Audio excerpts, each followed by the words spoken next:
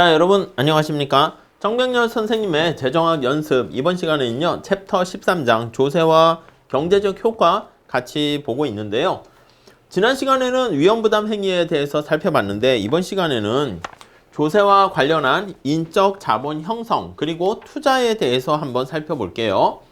여러분 조세를 부과할 때 인적 자본 형성이라는 게 뭐냐면 투자에 관련된 거야. 휴먼 캐피털이라고 하죠. 근데 요 휴먼, 사람한테 투자하는 겁니다. 자, 그러면 사람한테 투자하는 게 바로 뭐가 되겠습니까? 교육받는 거 아니겠습니까? 아니면 뭐 중고등학교, 대학 교육 말고 직장에서의 직업 훈련, 그런 것들을 얘기합니다. 자, 그래서 교육과 직업 훈련 요런 거와 관련한 게 바로 인적 자본 투자 이렇게 됩니다. 시험에 안 나옵니다. 나온 적도 없고요. 자, 그냥 개념만 보세요. 1번 교육과 직업훈련 등이 이루어지는 게 인적 자본 형성이라 하고요. 인적 자본이 축적되면 우리 지식이 내 몸 안에 체화가 되면 그걸 가지고 우리가 뭔가 생산성을 높일 수 있잖아요. 자, 그래서 노동 생산성이 높아지게 되면 노동 시간이나 노동자 수의 증가가 없이도 우리가 많은 우리나라를 비롯해서 갑자기 이렇게 성장한 많은 나라들 중에서요. 그냥 기술과 자본에 대한 생산성이 증가하는 것도 있지만 이렇게 교육에 투자해서 우리나라 교육열 장난 아니지 않습니까? 그래서 생산성이 올라가서 경제 성장을 이뤄냈다라고 주장하는 연구들이 많이 있습니다. 그 밑에 보시면 조세가 인적 자본 형성에 미치는 효과 바로 앞에 4번에 보시면 학자마다 견해가 다양하다 있죠. 슐츠, 보스킨, 헤크만 다 유명하신 분인데 시험 문제 나오겠어요? 안 나오겠어요? 안 나옵니다. 하지 마세요. 휴먼 캐피털이 뭐다? 라는 것만 보시고 하지 마십시오. 중요한 거 아닙니까? 중요하죠. 중요한데 세무사 시험에서는 출제가 되지 않습니다. 넘어갈게요. 자, 그냥 인적 자본 투자 말고요. 투자에 대한 얘기를 할 건데 투자도요. 기본적인 투자 이론, 우리 비용 편익 분석이 있죠. 그게 사실 또 투자 이론입니다. 내가 자본자 한 단위를 투자했을 때 거기서 얻게 되는 베네핏, 마지널 베네핏과 마지널 코스트를 비교해 봐서 베네핏이 코스트보다 크면 투자하는 것이고 코스트가 크면 투자 안 하는 것이고 이게 바로 1번에 나와 있는 신고전파 투자 이론 이렇게 돼 있습니다. 자, 신고전파 투자 이론 요거 그냥 기본적인 투자와 관련한 최적 투자 내용을 한번 보시고요. 자본의 사용자 비용 가지고 할 거예요. 근데 우리의 관심사는 뭐냐면 579페이지에 조세부가 효과 이렇게 있습니다. 아니 이게 투자 이론인데 두 번째는 텍스를 부과했을 때 효과가 어떻게 되니? 그래서 자본의 사용자 비용에 대해서 다룰 건데 그 자본의 사용자 비용에 어떤 영향을 미치는가 나와 있는데요. 그 밑에 식 보세요. 정신없죠? 하지 마세요. 왜 자꾸 넌 하지 말라고 그러는 거야? 여러분들의 부담을 줄여주는 거잖아요. 저는 최근 기출문제를 중심으로 아니야 최근 기출이 아니라 20년간 기출문제를 중심으로 하는 거예요. 580페이지 하지 마세요. X 하시고 자, 투자 부가와 텍스 부가가 투자에 미치는 효과 할 때 어떤 걸 보시냐면 1번 자본의 사용자 비용에 미치는 효과는 하지 마시고 거기 보시면 특히 중립세가 되는 법인세 조건이 있거든요. 이걸 해야 되는데 내용을요 우리가 암기하시면 됩니다. 야, 너 암기하는 거 싫어하잖아. 맞아요. 이거 그냥 봐야 되는데 시험 문제에서는 암기하시면 될 것 같고요. 밑에 식으로 하지 마세요. 식으로 그냥 결론만 암기하시면 돼요. 자, 그 다음에 아니 조세를 부과했는데 투자가 촉진되는 경우가 생깁니다. 언제 촉진되니? 이렇게요. 뭔가 투자를 하면 세금 깎아줄게 이러면 투자를 촉진하지 않겠습니까? 그거 되게 중요하고요. 그 다음 페이지가 보시면요. 한계 실효 세율 접근법 참고가 아니야. 이거는 매번 시험에 나옵니다. 그래서 그러니까 여기서 참고라는 거는 진짜 여러분 심심할 때 참고하세요. 이게 아니라 이 저자분께서 이 본문의 내용을 넣기에는 좀 쉽지가 않은 거야. 이렇게 논리적으로 뼈대를 구성해서 넣기에는 이해 가시겠습니까? 그래서 따로 빼서 참고 이렇게 넣어놨는데 우리 세무사 시험에서는 맨날 나옵니다. 이거 하나만 하셔도 돼. 한계 실효 세율 접근법 네, 이렇게 있습니다. 자, 그래서 시험 문제는 조세와 투자와 관련해서 신고전학파 투자이론 기본으로 하시고 중립세가 되는 법인세 투자를 촉진하는 경우 한계 실효세율 접근법 요것만 암기하시면 되겠습니다. 자, 앞으로 가볼게요. 자, 우리 투자와 관련해 가지고요. 577페이지 신고전학파 투자 이론에서요. 요걸 주장한 사람이 조르겐슨입니다. 요르겐슨 해가지고 조르겐슨. 네, 요 사람 이름 그냥 참고로 알아두시고요. 조르겐슨의 자본의 사용자 비용 이런 말을 씁니다. 자, 그래서 거기 보시면 2번에 신고전학파 투자 이론에서는 자본을 증가시키는 게 투자 아니겠습니까? 사용자, 자본을 사용하는 사람이니까 기업, 투자자 아니겠습니까? 사용자 비용, 요걸 생각하는 거예요.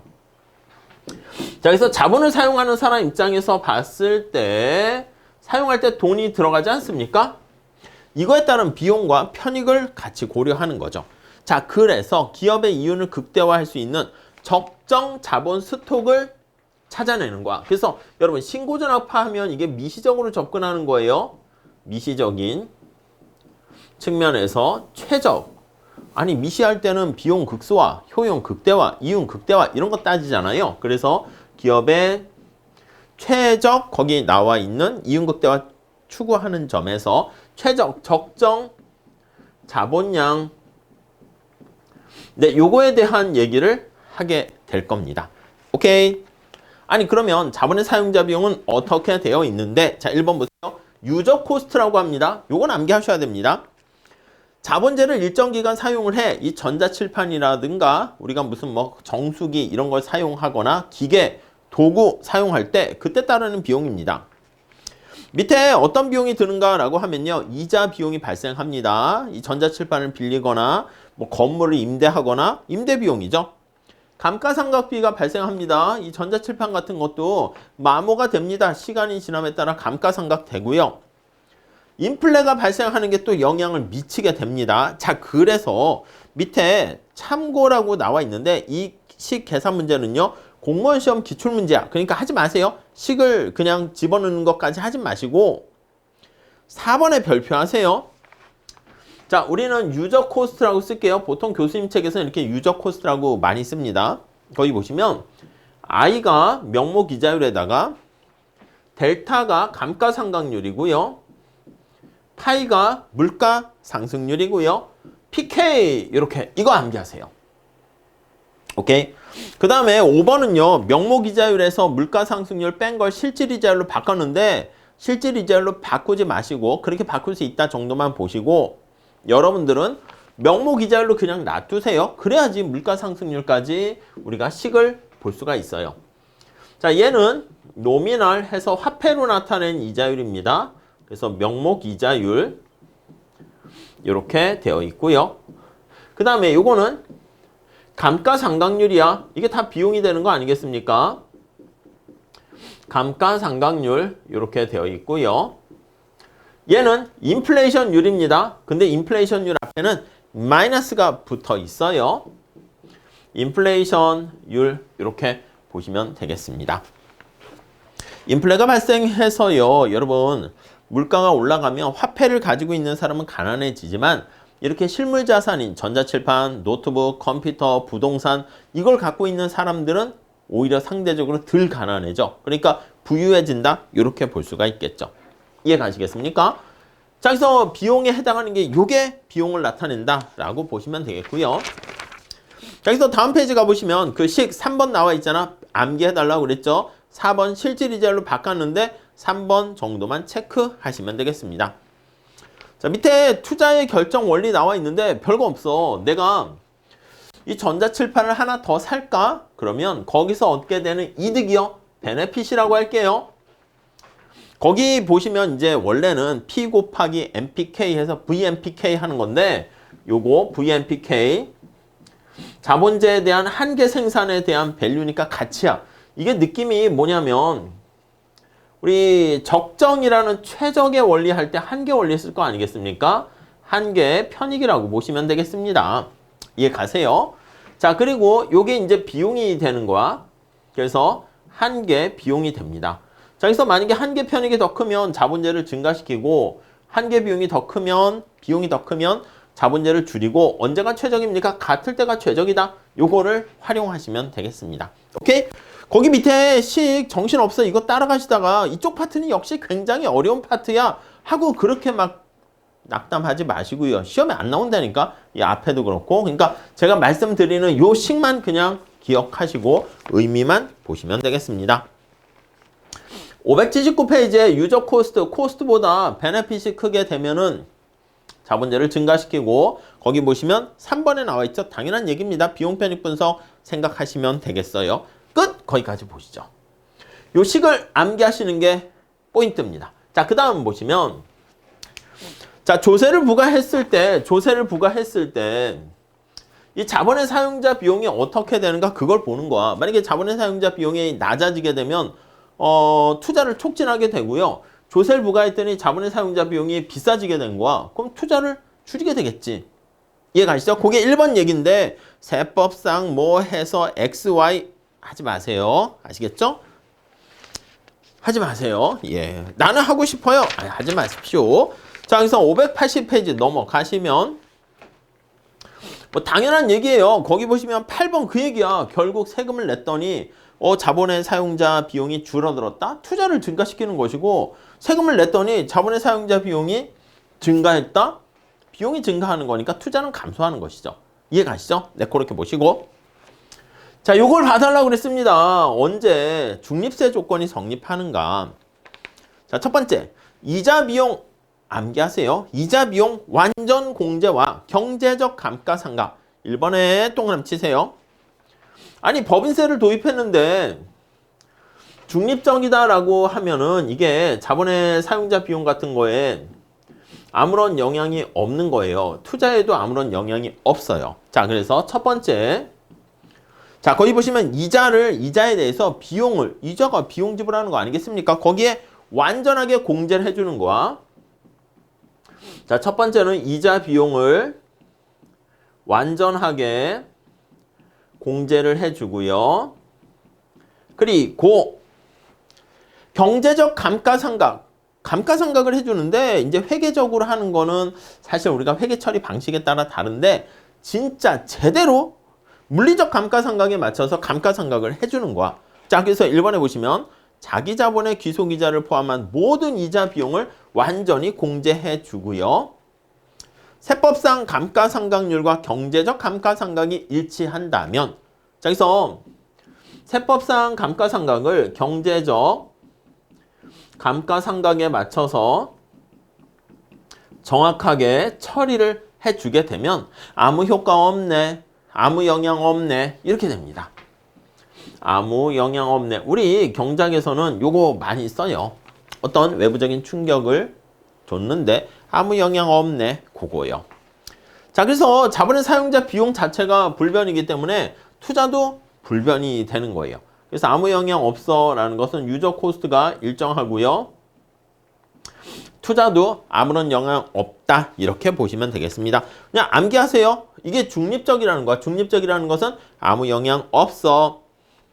자, 밑에 3번 보세요. 법인세 도입 이후에 자본의 사용자 비용이 불변이고 투자에 아무런 영향이 없다. 그게 바로 중립적 성격을 갖는다. 이렇게 보시면 되겠습니다. 자, 우리가 하버그 모형에서도 투자 같은 거 할 때 얘기한 것처럼 경제적 이윤에 대한 과세가 되기 때문에 아무 영향 없어. 첫 번째 조건이고요. 다음 봅시다. 제목을 별표해서 암기하세요. 581페이지 보시면 자본재를 구입 즉시 감가상각합니다. 아니, 자본재를 구입하게 되면 이게 마모가 되면서 전자칠판을 제가 5년 동안 쓴다 그러면 5년 동안 감가상각 되면서 이자 비용도 거기 맞춰서 처리를 제대로 해주는 건데 즉시 구입 비용을 감가상각을 해주는 거예요. 내가 사자마자 그냥 바로 그냥 다 소멸돼서 없어지는 거야. 그러면 비용을 그냥 바로 한 번에 일시에 처리할 수 있겠죠. 그리고 대신 즉시 다 비용 처리해 준 거야. 그러니까 이자 비용 공제를 안 해. 없어. 이렇게 순서를 좀 바꿀까요? 우리 책대로 하려고 그랬는데 뒤에가 감가상각이니까 거기에 맞춰가지고 한번 보시면 자, 이자 비용을 완전 공제하는데 이자 비용을 비용을 공제를 안 해요. 공제를 안 하고 안 해. 이해 가십니까? 그리고 대신 경제적 감가상각을요. 전부 다 즉시 상각하는 거야. 그래서 구입 비용을 즉시 상각을 해준다. 이렇게요. 이해 가시겠습니까? 그러니까 이거는 감가상각을 제대로 해주면서 이자 비용을 처리해준다.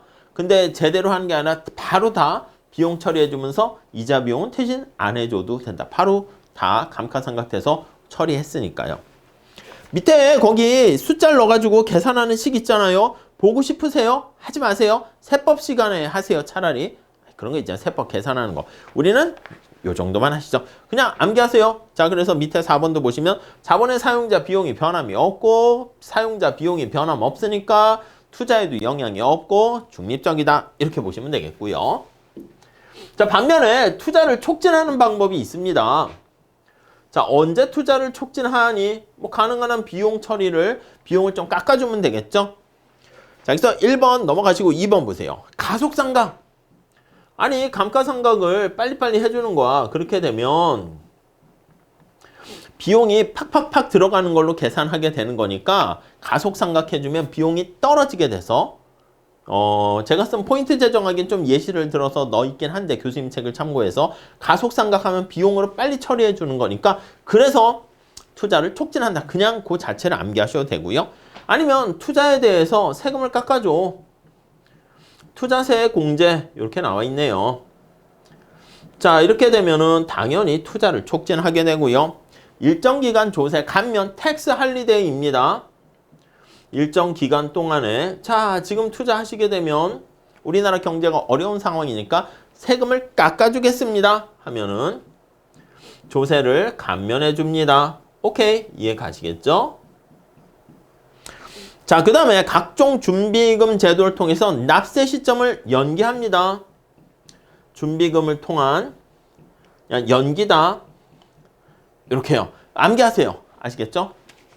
그래서 시험 문제는 어떻게 나옵니까? 라고 하면 자, 법인세를 부과했는데 법인세 조세 부과가 투자에 아무런 영향을 미치지 못하는 중립적인 조건은 뭐냐? 박스로 해서 맞는 거 고르세요. 많이 출제가 되고요.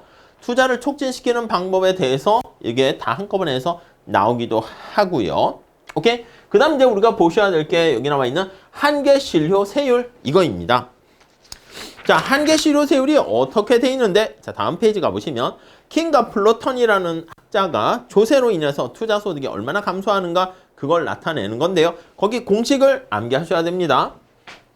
한계실효세율이라는 것은 실효세율 T라는 게 어떻게 돼 있는가라고 하면요. P와 S 이렇게 나와 있는데 P가 세전, S가 세후. 자, 이게 세전 수익률이고 세후 수익률이에요. 밑에는 세전이고요. 그냥 우리나라 말로 하세요. P와 S로 하면 야, P가 뭐야? 이렇게 된다고요. 자, 이렇게 있습니다. 아니, 그러면 여러분 우리의 관심사는 분자에 초점을 맞추도록 하시죠. 자, 그래서 만약에 얘가 0보다 작다라고 하면 어떻게 됩니까? 여기 분자에서 세전 수익률보다 세후 수익률이 더 큰 거 아니야? 그래야 0보다 작지 않겠습니까? 자, 그래서 거기 얘는 그냥 무시하시고요. 자, 거기 나와 있는 것처럼 동그라미 7번 별표하시죠. 자, 한계실효세율이 마이너스가 되면은요. 음이 되면 오케이? 이러면 어떻게 돼? 세금을 냈더니 수익률이 더 높은 거야. 그래서 얘가 음이 되었을 때 마이너스라고 하면은 음이 되면 마이너스일 때 당연히 투자가 어떻게 됩니까? 이것도 촉진한다. 이렇게 할 수 있어. 그러니까 투자 촉진과 관련해서 이러한 정부의 이러한 투자를 촉진하는 정책뿐만 아니라 한계실효세율이 0보다 작을 때, 음일 때 투자를 촉진한다. 암기하시죠. 이게 제일 중요합니다. 텍스를 부과했을 때, 조세를 부과했을 때 투자에 어떤 영향을 미치는가. 요거는 이제 경제학적인 마인드로 최적 자본재 증가로 나타내는 투자. 이거를 나타내는 게 한계 원리고요. 요 식만, 자본의 사용자 비용 요 식만 암기하시고 중립세 조건이 굉장히 중요합니다. 매년 나와요. 투자를 촉진하는 거 정책 매년 나와요. 한계 실효 세율 매년 나와요. 그러니까 매년 한 2년에 한 번씩 서로 번갈아 가면서 예 나오게 되니까 정리를 잘 해주시면 좋겠습니다. 그렇게만 하세요. 막 공식 막 해서 뭐 증명하는 거 하지 마세요. 나는 대학원을 가겠어. 재정학을 전공하겠어. 그럼 해야지. 이거보다 더 자세하게 해야지. 근데 그게 아니라 나는 세무사 1차 시험에 뭐 하겠어. 주관식도 아니다. 그러면 요거 그냥 객관식이니까 암기하시면 충분히 다 맞출 수 있습니다. 다 맞출 수 있습니다가 아니라 다 맞춥니다. 오케이? 아시겠죠? 나중에 문제풀이 하면서 제가 설명을 다시 드리도록 하겠습니다. 자, 이렇게 하시고 다음 시간에 기업의 자본 구조 같이 한번 살펴보도록 하겠습니다. 감사합니다.